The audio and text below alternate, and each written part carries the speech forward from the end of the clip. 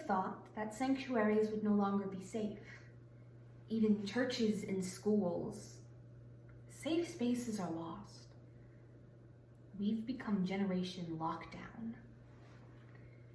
In my dreams, that's what I am. Not violence, but a metal stem, pedals hooked upward to take the weight off of someone's back. Someone tips me over and I fall, the building freezing at my thud.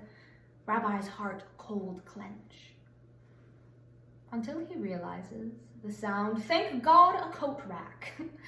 And he runs and lifts me in his arms and sets my happy load back on my shoulders. And he walks before the congregation saying, falling coat rack, just a falling coat rack.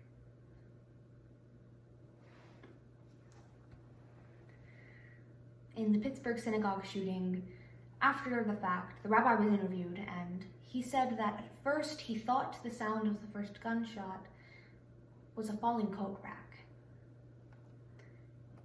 If only it had been. Instead, it was semi-automatic weapons being fired into a sanctuary, a place of religion and worship, a place that is meant to be safe. However, in recent times, places like this, churches and schools, have become unsafe for those who inhabit it. And the only way that we can fix that is if we recognize the dangers of gun ownership. Our safe spaces should be safe, no matter what religion you are or how old you are. Kindergartners shouldn't be afraid to go to school.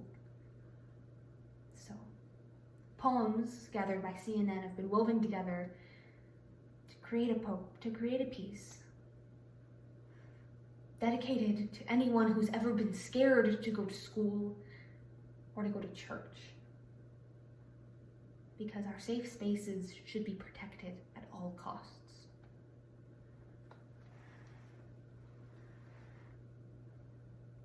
And the congregation's favorite word became coat rack. Oh, just a falling coat rack, just a falling coat rack. It was only a coat rack.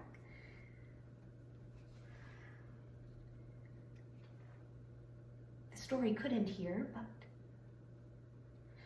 instead I'm steel. A semi-automatic rifle and 3 semi-automatic pistols and hands gripping tightly and the sound of thunder ripping open and the footsteps running and the clatter of a heart and the pumping of the veins of someone hiding underneath a pew. And someone stalking slowly down a hallway, thirsting for some sort of pain to wet his throat. And up a flight of stairs, someone is praying, I am not the weight that will crush him. I was in first grade when the Sandy Hook school shooting happened. That day, 27 young lives were taken. That week, my school put up an iron gate. As our parents dropped us off, we'd say goodbye through thick crimson bars that looked like a jail cell door. That week, parents all over America were reminded that life is short and fear is as commonplace as dishes in the sink. February 14th, 2018, I am in 6th grade when Valentine's Day was not the same.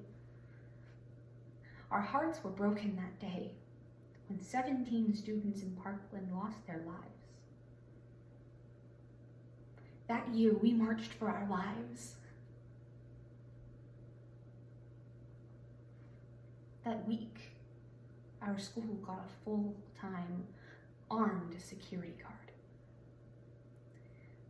I, like every other child of post-common sense America, have lived in fear. I, like every child of post-common sense America, have wondered while walking into the school building, is today the day?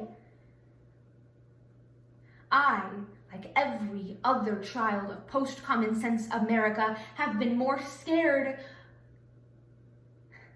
of an active shooter than of a math test. I and my peers can hide from an active shooter but can't file our own taxes. Because right now, schools are more worried about our safety than our ability to function in the real world.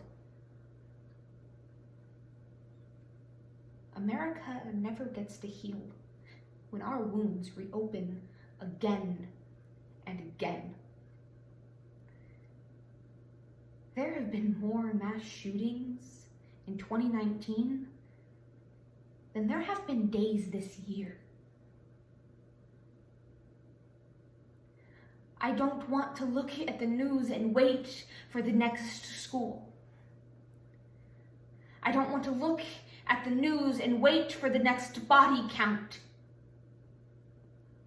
I don't want to look at the news and think, is it my turn next?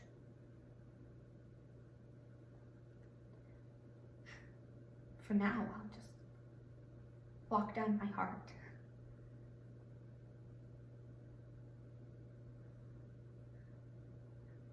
I don't want to prepare for the next bullet.